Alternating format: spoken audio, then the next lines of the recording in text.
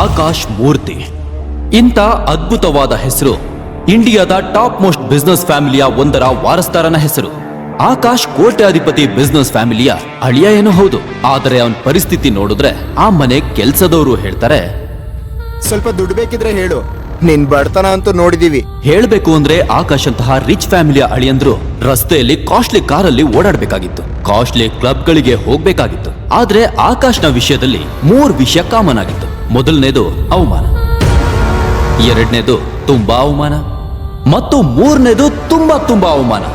ಮತ್ತೆ ಅವನ್ ಯಾವಾಗ ತನ್ನ ಹೆಂಡತಿಗೆ ಒಬ್ಬ ಶ್ರೀಮಂತ ಹುಡುಗ ಊಟವನ್ನ ಮಾಡಿಸ್ತಿರೋದನ್ನ ನೋಡ್ತಿದ್ದಾಗ ಅವನಿಗವನೇ ಹೇಳ್ಕೊತಿದ್ದ, ಒಂದಿನ ನನಗೂ ಟೈಮ್ ಬರುತ್ತೆ, ನಾನು ಕಾಸ್ಟ್ಲಿ ಸೂಟ್ ಹಾಕೊಂಡು ಒಂದು ಕಾಸ್ಟ್ಲಿ ಹೋಟೆಲ್ನಲ್ಲಿ ನನ್ನ ಹೆಂಡತಿ ಸರಿತಾಗೆ ಹೆಮ್ಮೆಯಿಂದ ಊಟ ಮಾಡಿಸ್ತೀನಿ. ಆಗ ನಾನು ಮಾಡಿದೆಲ್ಲ ನೋಡಿ ಒಂದು ರೊಮ್ಯಾಂಟಿಕ್ ಡುಯೆಟ್ ಹಾಡಿಗೆ ನನ್ನ ಜೊತೆ ರೊಮ್ಯಾಂಟಿಕ್ ಕ್ಯಾಂಡಲ್ ಲೈಟ್ ಡಾನ್ಸ್ ಮಾಡ್ತಾಳೆ. ಆಗ ಅಕ್ಕಪಕ್ಕದಲ್ಲಿ ಕೂತಿರೋ ಎಲ್ರದ್ದು ಉಬ್ಬು ಮೇಲೆ ಇರಬೇಕು.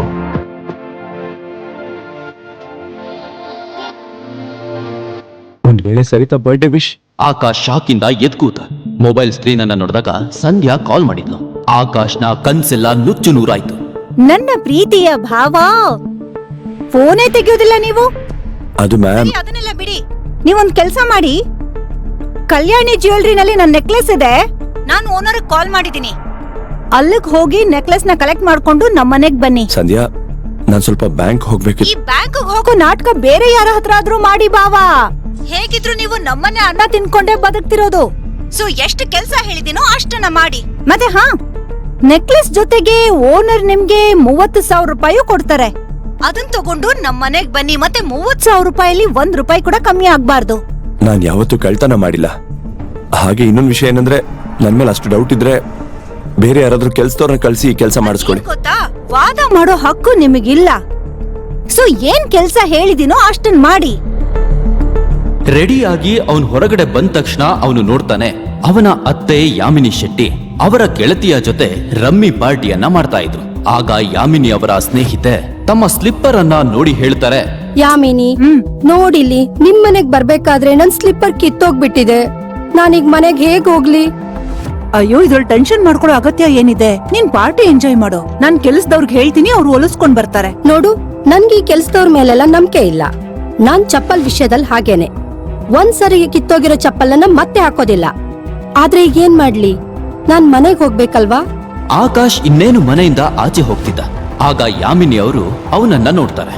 ಡೋಂಟ್ ವರಿ, ಕೆಲಸದವನಲ್ಲ, ಕೆಲಸದವನ್ಗಿಂತ ಸ್ವಲ್ಪ ಮೇಲೆ. ಅವನಿನ್ ಕೆಲ್ಸ ತುಂಬಾ ಚೆನ್ನಾಗ್ ಮಾಡ್ತಾನೆ. ಆಕಾಶ್, ಕೇಳಿಲಿ, ಈ ಚಪ್ಪಲ್ ತಗೊಂಡ್ ಹೋಗಿ ಹೊಲಿಸ್ಕೊಂಡ್ ಬಾ. ಆಗ ಯಾಮಿನಿ ಅವರ ಸ್ನೇಹಿತೆ ಹೇಳ್ತಾಳೆ, ಯಾಮಿನಿ, ಇವ್ರು ನಿನ್ ಅಳಿಯ ಅಲ್ವಾ? ಇದ್ಯಾಕೋ ಚೆನ್ನಾಗಿರಲ್ಲ. ಅಯ್ಯೋ, ನೀನ್ ಯಾಕೆ ಟೆನ್ಷನ್ ತಗೋತಿದ್ಯಾ? ಹೇಳ್ಬೇಕು ಅಂದ್ರೆ ಅವನಿಗೆ ಈ ಕೆಲ್ಸ ಮಾಡೋದಕ್ಕೆ ತುಂಬಾನೇ ಇಷ್ಟ. ನಿಮ್ಗಳಿಗೂ ಬೇರೆ ಏನಾದ್ರೂ ಕೆಲ್ಸ ಇದ್ರೆ ಹೇಳಿ. ಅಳಿಯ ಆದ್ರೆ ಏನಾಯ್ತು, ಚಪ್ಪಲ್ ಹೊಲಿಸ್ಕೊಂಡ್ ಬರಕ್ಕಾಗಲ್ವಾ? ಇಷ್ಟ ಆದ್ರೂ ಮಾಡ್ಲಿ, ಅವನಿಗೆ ಯಾವ ಕೆಲ್ಸ ಕಾರ್ಯನೂ ಇಲ್ಲ. ಇದನ್ನ ಕೇಳಿ ಆಕಾಶ್ಗೆ ತುಂಬಾನೇ ಬೇಜಾರಾಗುತ್ತೆ.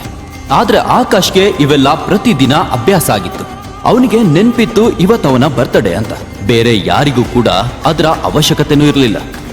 ಆಕ್ಚುಲಿ ನಾನು ಸಂಧ್ಯಾ ಕೆಲ್ಸಕ್ಕೆ ಅಂತ ಹೋಗ್ತಾ ಇದ್ದೆ. ವಾದ ಮಾಡ್ಬೇಡ, ಏನ್ ಕೆಲ್ಸ ಹೇಳಿದ್ನೋ ಅದನ್ನು ಮಾಡ್ಕೊಂಡ್ ಬಾ. ಮನೆ ಅಳಿಯನಾಗಿರೋದನ್ ಕಲಿ, ಬೇಕಾರಿನ್ ತಂದು. ಸರಿತಾ ಹಣೆನಲ್ಲಿ ಅದೇನ್ ಬರ್ದಿದ್ಯೋ ಏನ್ ಕತೆನೋ, ನಿನ್ನಂತ ಯೂಸ್ಲೆಸ್ ಗಂಡ ಸಿಕ್ಕಿದಾನೆ ಅವಳಿಗೆ.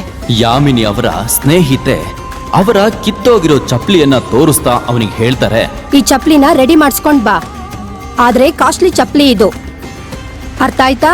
ಇಷ್ಟನ್ನ ಹೇಳಿ ಆಕಾಶ್ ಕೈಗೆ ಅವರ ಕಿತ್ತೋಗಿರೋ ಚಪ್ಲಿಯನ್ನ ಕೊಟ್ಬಿಡ್ತಾರೆ. ಇಷ್ಟ ಇಲ್ಲದೆ ಇದ್ರೂ ಕೂಡ ಆಕಾಶ್ ಈ ಕೆಲ್ಸವನ್ನ ಮಾಡ್ಲೇಬೇಕಾಗಿತ್ತು. ಆಕಾಶ್ನ ಮೊಬೈಲ್ಗೆ ಅವನ ಹೆಂಡತಿ ಸರಿತಾಳ ಮೆಸೇಜ್ ಬಂದಿತ್ತು. ಅದನ್ನ ಓದಿದ ತಕ್ಷಣ ಆಕಾಶ್ ಮುಖದಲ್ಲಿ ಮಂದಹಾಸ ಕಾಣಿಸ್ತು. ಇವತ್ತು ಮೊದಲನೇ ಬಾರಿ ಸರಿತಾ ಅವನನ್ನ ಆಫೀಸಿಗೆ ಕರೆಸಿದ್ಲು. ದಾರಿಯಲ್ಲಿ ಆಕಾಶ್ಗೆ ಒಂದು ಹೂವಿನ ಅಂಗಡಿ ಸಿಗುತ್ತೆ. ತಕ್ಷಣ ಆಕಾಶ್ ಪರ್ಸನ್ನ ತೆಗೆದು ನೋಡ್ತಾನೆ. ಅದರಲ್ಲಿ ಕೇವಲ 500 ರೂಪಾಯಿಯ ನೋಟ್ ಮಾತ್ರ ಇರುತ್ತೆ. ಕ್ಷಮಿಸ್ಬಿಡಿ ಆಂಟಿ ಮತ್ತೆ ಅತ್ತೆ, ನಿಮ್ಮೆಲ್ರಿಗೂ ದೊಡ್ಡ ನಮಸ್ಕಾರ. ಸರಿತಾಗಿಂತ ದೊಡ್ಡದು ನನ್ಗೆ ಯಾವುದೂ ಇಲ್ಲ. ನಿಮ್ಮ ಹತ್ರ ಸ್ವಲ್ಪ ಬಯಸ್ಕೋಬೇಕಾಗತ್ತೆ. ಆ ದುಡ್ಡಿಂದ ಆಕಾಶ್ ಸರಿತಾಳಿಗೆ ಹೂವಿನ ಬೊಕ್ಕೆಯನ್ನ ಕೊಂಡ್ಕೋತಾನೆ. ಇವತ್ತವನು ಮೊದಲನೇ ಬಾರಿಗೆ ಶೆಟ್ಟಿ ಕನ್ಸ್ಟ್ರಕ್ಷನ್ ನ ಆಫೀಸಿಗೆ ಹೋಗ್ತಿದ್ದ.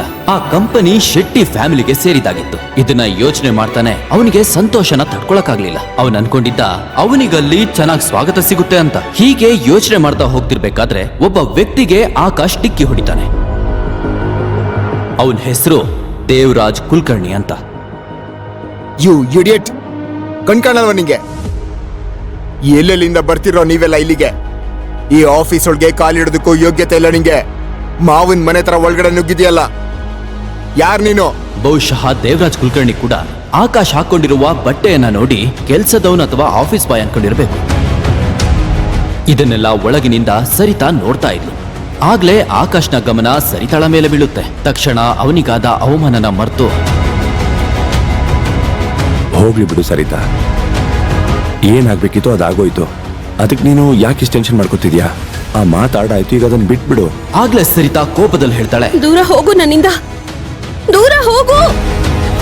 ನೀನ್ ಯಾಕೆ ನನ್ನ ಲೈಫಿಂದ ದೂರ ಹೋಗ್ತಿಲ್ಲ? ನನ್ನ ಲೈಫ್ನ ನಾಶ ಮಾಡ್ಬಿಟ್ಟಿದ್ಯಾ. ಯಾವ ಜನ್ಮದಲ್ಲಿ ಏನ್ ಪಾಪ ಮಾಡಿದ್ನೋ ಏನೋ. ನೋಡು, ನಿನಗೇನ್ ಬೇಕು? ಅಪ್ಪ ನಮ್ಮಿಬ್ರು ಮದ್ವೆನ ಬಲವಂತವಾಗಿ ಮಾಡಿದ್ದು. ಇಲ್ಲಾಂದ್ರೆ ನೀನ್ ನನ್ನ ಲೈಫಲ್ಲಿ ಇರ್ತಾ ಇರ್ಲಿಲ್ಲ. ಮತ್ತೆ ಇವತ್ತಿಗೂ ನಿನ್ನ ನನ್ ಗಂಡ ಅಂತ ಹೇಳ್ಕೊಳಕ್ಕೆ ನಾಚಿಕೆ ಆಗುತ್ತೆ. ಅಯ್ಯೋ, ಇವತ್ತು ಡ್ರೈವರು ಇರ್ಲಿಲ್ಲ, ಅದಕ್ಕೆ ನಿನ್ನ ಕರೆದಿದ್ದು.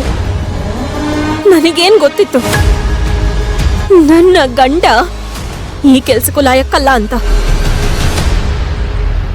ಇಲ್ಲಿಗ್ ಬಂದು ನೀನ್ ನನ್ ಮುಖ್ಯವಾದ ಕ್ಲೈಂಟ್ ದೇವರಾಜ್ ಕುಲಕರ್ಣಿಗೆ ಅವಮಾನ ಮಾಡಿದ್ಯಾ. ಈಗ ಹೇಗ್ ಕೆಲ್ಸ ಮುಂದುವರಿಸ್ಲಿ? ನಾನ್ ಯಾವ ಜಾಗಕ್ಕೆ ಹೋದ್ರೂ ಕೂಡ ನೀನ್ ನನ್ಗೆ ಅವಮಾನವನ್ ಬಿಟ್ಟು ಬೇರೆ ಏನನ್ನೂ ಮಾಡಿಲ್ಲ. ಕೇವಲ ಅಳ್ಸಕ್ಕಾಗದೆ ಇರೋ ಕಪ್ಪು ಚುಕ್ಕೆ ಆಗೋಗಿದ್ಯಾ ನನ್ನ ಲೈಫಲ್ಲಿ. ಇಷ್ಟನ್ನ ಹೇಳಿ ಸರಿತಾ ಕ್ಯಾಬಿನಿಂದ ಹೊರಗೆ ಬರ್ತಾಳೆ. ಆಗಲೇ ಅಲ್ಲೇ ಬಿದ್ದ ಬುಕ್ಕೆಯನ್ನ ನೋಡಿ ಸರಿತಾ ಹೇಳ್ತಾಳೆ, ಏನಿದೆಲ್ಲ? ಏನ್ ಕಸ ತಗೊಂಬಂದ್ ಹಾಕಿದ್ಯಾ ಇಲ್ಲಿ? ತೆಗೆದು ಡಸ್ಟ್ ಬಿನ್ನಿಗೆ ಎಸೆಯೋ. ಬುಕ್ಕೆಯನ್ನ ಕಾಲಲ್ಲಿ ತುಳಿದು ಅವಳು ಹೋಗ್ತಾಳೆ.